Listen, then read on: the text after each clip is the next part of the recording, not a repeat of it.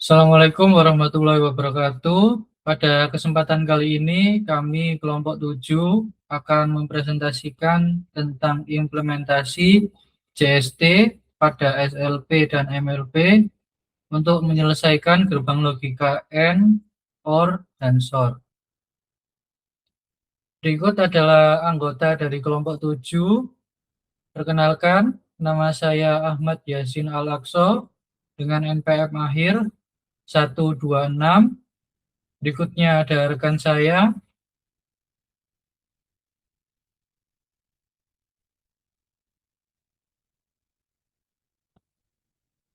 Baik, sebagai pengantar, jaringan saraf tiruan atau JST adalah sebuah sistem komputasi. Arsitektur dan cara kerjanya dirancang dengan meniru cara kerja sel saraf biologis pada otak manusia dalam memproses informasi dan belajar dari pengalaman data.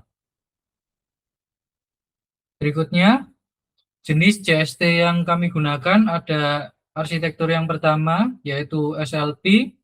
SLP merupakan bentuk JST yang paling sederhana karena susunannya hanya terdiri dari dua lapisan, yaitu lapisan input dan lapisan output. Pada arsitektur ini tidak terdapat bagian perantara atau hidden layer. Setiap neuron pada bagian input terhubung secara langsung ke neuron output dengan membawa nilai bobot tertentu. Berikutnya, MLP. MLP ini merupakan bentuk perluasan dari SLP. Perbedaan utamanya dengan SLP adalah MLP memiliki penambahan satu atau lebih hidden layer di antara lapisan input dan output. Definisi dari hidden layer sendiri adalah lapisan perantara yang terletak tersembunyi karena tidak tersentuh langsung dengan data luar ataupun hasil akhir. Fungsi dari hidden layer adalah untuk melakukan perhitungan matematika, untuk mencari dan memanggil informasi yang tersembunyi dari data masukan. Penambahan lapisan hidden layer ini sangat meningkatkan kemampuan jaringan sehingga model mampu mempelajari pola data yang rumit dan non-linear. Berikutnya ada MLP dengan 3 hidden node. Hidden node sendiri memiliki arti yaitu neuron yang merupakan unit proses tunggal yang bekerja sama secara berbarengan untuk menghitung data yang masuk. Penggunaan 3 neuron ini memastikan jaringan memiliki perhitungan yang cukup untuk memecahkan pola masalah yang rumit dan non-linear. Berikutnya ada JST dengan MLP 5 hidden node. Peningkatan jumlahnya menjadi 5 neuron pada hidden layer ini bertujuan untuk memperluas ruang dan kemampuan perhitungan pada model. Secara logika, semakin banyak jumlah hidden node-nya dan neuron hidden-nya, jaringan akan semakin peka dalam mempelajari variasi pola yang sangat rumit, sehingga diharapkan menghasilkan nilai tebakan yang lebih akurat dan lebih pas. Berikutnya ada struktur dari JST. Unit pemrosesan paling dasar di dalam JST disebut sebagai neuron atau node. Ya, setiap lingkaran ini disebut sebagai node. Setiap neuron menerima nilai input, memprosesnya melalui perhitungan matematika, lalu menghasilkan output. Berdasarkan letak node-nya, lapisan dibagi menjadi 3 bagian. Ada yang pertama input layer atau lapisan masukan, berfungsi untuk menerima data mentah dari luar dan mengubahnya menjadi wujud angka agar bisa dihitung oleh komputer. Berikutnya ada lapisan hidden layer atau lapisan tersembunyi, berfungsi untuk memproses kumpulan angka yang masuk dari input layer untuk mencari dan mengenali pola data yang rumit. Berikutnya ada output layer, lapisan keluaran, berfungsi untuk menyimpulkan hasil perhitungan menjadi tebakan atau nilai prediksi akhir. Persamaan perhitungannya yaitu Z sama dengan dalam kurung X dikali 1, X1 dikali W1, tutup kurung ditambah dalam kurung X 2 dikali W2 ditambah B. Nilai Z yang didapatkan untuk menghasilkan setiap nilai input atau X dengan bobot masing-masing, yaitu W. Hasil perkalian tersebut dijumlahkan kemudian ditambahkan dengan nilai tambah yaitu bias atau B untuk menentukan hasil akhir pada sebuah neuron. Berikutnya, dalam perhitungan rumus tadi terdapat 3 variabel pengatur utama yaitu bobot dalam kurung W tadi atau kepanjangannya weight, yaitu angka yang berfungsi untuk menentukan seberapa kuat pengaruh hasil hitungan suatu neuron terhadap neuron pada layer berikutnya. Kemudian berikutnya B atau bias adalah angka tambahan dengan nilai tetap, biasanya bernilai 1, yang berfungsi untuk menggeser kurva fungsi aktivasi agar garis tebakan model menjadi lebih pas. Kemudian berikutnya ada fungsi aktivasi, rumus matematika yang bertugas untuk menilai total hasil perhitungan X, perhitungan Z, menilai total perhitungan Z dari suatu neuron untuk memutuskan apakah sinyal outputnya akan diteruskan atau dihentikan. Berikutnya fungsi aktivasi step. Untuk SLP, fungsi aktivasi yang kami gunakan adalah step function. Fungsi ini mengubah hasil perhitungan menjadi angka biner yang mutlak, yaitu bernilai 1 untuk status aktif dan bernilai 0 untuk status non-aktif.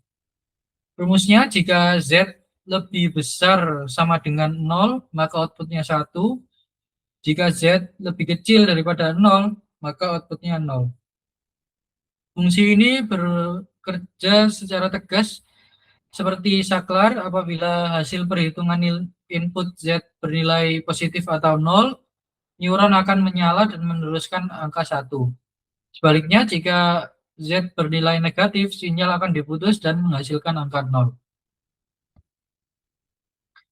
Kemudian berikutnya fungsi aktivasi sigmoid. Pada arsitektur MLP yang berlapis-lapis, fungsi aktivasi yang kami pakai adalah fungsi sigmoid. Sigmoid mengubah nilai Z menjadi angka desimal dengan rentan yang mengalir antara 0 hingga 1. Rumus persamaannya yaitu F dari Z sama dengan 1 per 1 ditambah E pangkat min Z. Rumus pembagian dari huruf E eksponensial ini mengubah nilai input berapapun menjadi kurva berbentuk huruf S yang berubah secara bertahap. Sifat perubahan yang halus ini sangat penting agar jaringan bisa belajar dan menyesuaikan bobotnya pada hidden layer.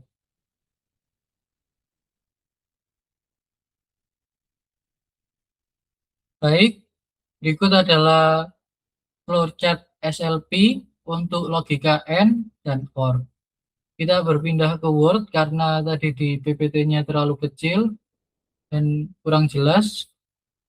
Baik, di sini untuk flowchart SLP, proses programnya mulai. Kemudian pertama dilakukan inisialisasi dataset dan target. Kemudian definisi step function, step Z. Kemudian tampilkan menu skenario. Kemudian input menu skenario. Kemudian user disuruh untuk memilih skenario 1, 2, 3, atau 4.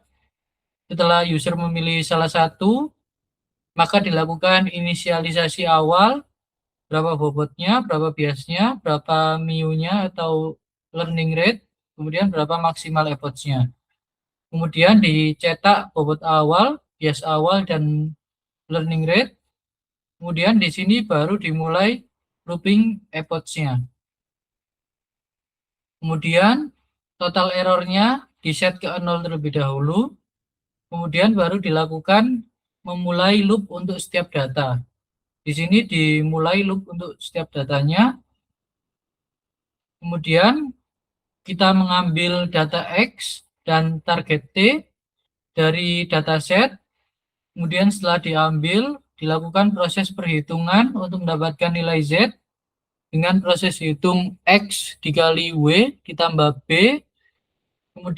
Kemudian nilai Z yang didapatkan dimasukkan ke dalam step Z untuk menghitung output untuk mendapatkan nilai prediksi, dimasukkan ke dalam Y prediksi, Y pred. Kemudian dihitung errornya dengan rumus ERR sama dengan T dikurangi Y pred tadi. Kemudian berikutnya hitung total error keseluruhannya dengan total error ditambahkan dengan absolute error. Kemudian berikutnya akan dilakukan pengecekan apakah error tidak sama dengan 0. Jika iya, maka ada kesalahan, maka akan dilakukan update bobot dan update bias. Untuk update bobot, rumusnya W sama dengan W ditambah mu dikali X dikali error. Kemudian untuk update bias, B sama dengan B ditambah mu dikali error. Kemudian setelah diupdate bobot dan biasnya, baru dicetak hasil baris data. Jika tidak, maka langsung dilewati prosesnya. Karena sudah benar, maka langsung dilewati update dan langsung dicetak baris datanya. Kemudian dicek apakah data masih ada. Jika masih ada, maka akan diulang lagi loopnya ke sini, keambil data X dan target T untuk mengambil data berikutnya di dataset di baris berikutnya. Jika semua data sudah diproses, maka akan dilakukan pengecekan berikutnya, yaitu apakah total errornya sama dengan 0. Jika sudah tidak ada error, maka proses akan berlanjut ke training berhenti dan langsung hitung output akhir. Jika masih terdapat error, maka akan dilanjutkan ke proses pengecekan apakah jumlah epochs-nya masih lebih kecil daripada maksimal epoch, apakah jumlah epochs-nya masih di bawah jumlah maksimal epoch-nya. Jika masih di bawah jumlahnya, maka akan dilakukan loop epoch lagi untuk memulai epoch yang baru dan melakukan looping lagi. Jika jumlah epoch-nya sudah melebihi atau di batas maksimal epoch, maka prosesnya akan langsung diberhentikan dan langsung ke hitung output akhir. Kemudian dicetak bobot akhir, bias akhir, dan akurasinya berapa. Kemudian proses selesai. Berikutnya, forward propagation, SLP. Proses ini adalah proses menghitung dari input layer menuju output layer. Ini disebut sebagai forward propagation. Perhitungan diawali dengan mencari nilai input menggunakan rumus kombinasi linear yang sudah kita bahas sebelumnya tadi. Lalu angka hasilnya dimasukkan ke fungsi aktivasi step. Jika tebakan model ternyata meleset terhadap target aslinya, maka model akan melakukan tahap training. Rumus pembaruan bobotnya yaitu W baru, bobot baru, sama dengan W lama ditambah alpha atau learning rate dikali error dikali X. Untuk memperbaiki kesalahan, nilai bobot yang lama akan ditambah dengan nilai perbaikan. Nilai perbaikan ini dihitung dengan menghasilkan kecepatan belajar atau learning rate. Biasanya selisih salah atau error, besarnya selisih salah atau error, dan nilai data input aslinya atau X. Rumus pembaruan untuk bias, bias baru, sama dengan B lama ditambah learning rate dikali error.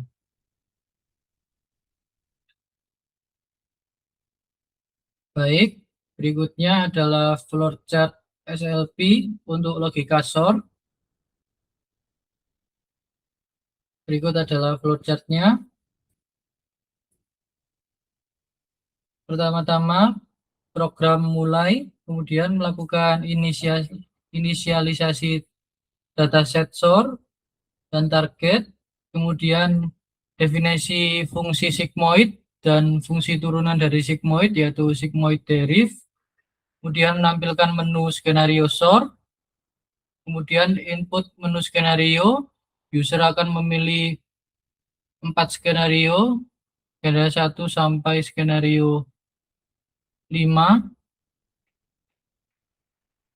Kemudian dilakukan inisialisasi awal W1, bobot 1, W2, kemudian B1, B1, kemudian B2, kemudian mu atau learning rate, kemudian maksimal epoch, dan hidden node-nya berapa. Kemudian cetak bobot awal dan bias awal, mu, dan hidden node. Kemudian baru dimulai loop epoch-nya di sini. Kemudian berikutnya total error di set ke 0. Kemudian dimulai loop untuk setiap data. Berikutnya ambil data X dan target T dari dataset. Kemudian dilakukan proses hitung pada H-in atau hidden in. Pada hidden in dilakukan proses hitung yaitu X dikali W1 ditambah W1. Kemudian hasil dari hidden in ini, H-in ini dimasukkan ke dalam proses berikutnya. Untuk mendapatkan H-out, dilakukan perhitungan, melakukan aktivasi sigmoid pada H-in, sehingga dihasilkan nilai H-out. Kemudian berikutnya melakukan perhitungan O-in atau output in. Pada O-in dimasukkan nilai H-out, kemudian dikali W2, kemudian ditambah B2.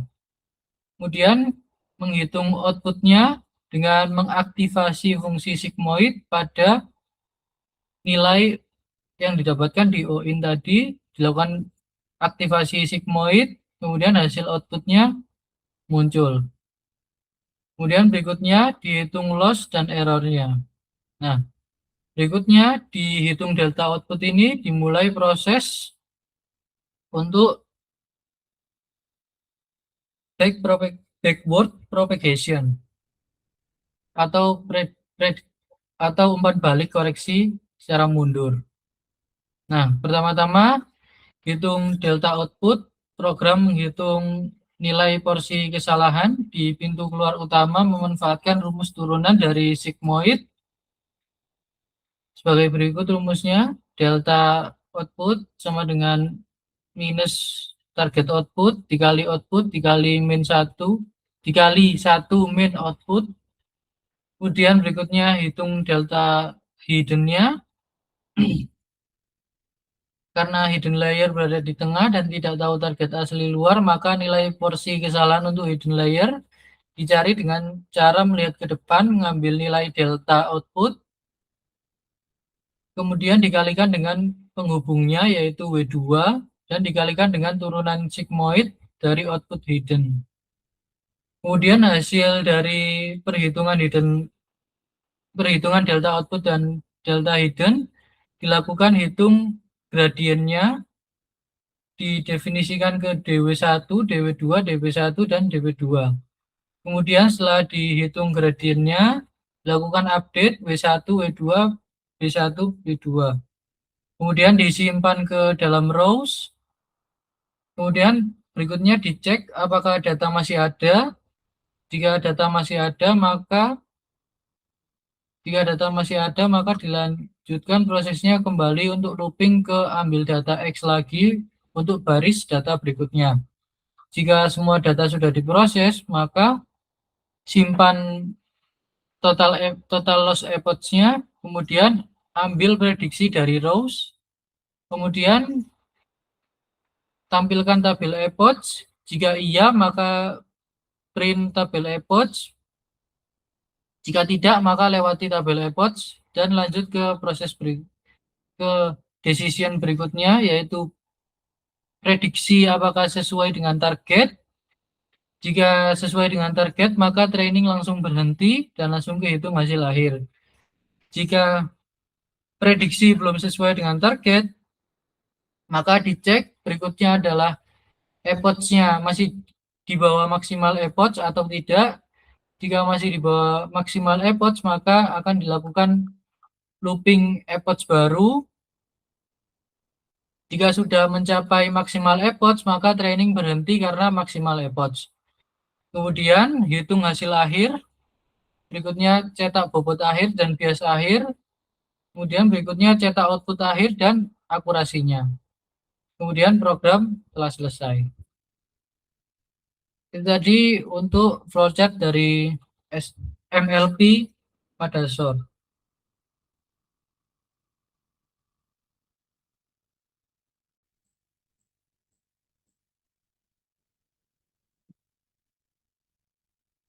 Forward propagation MLP pada logika SOR.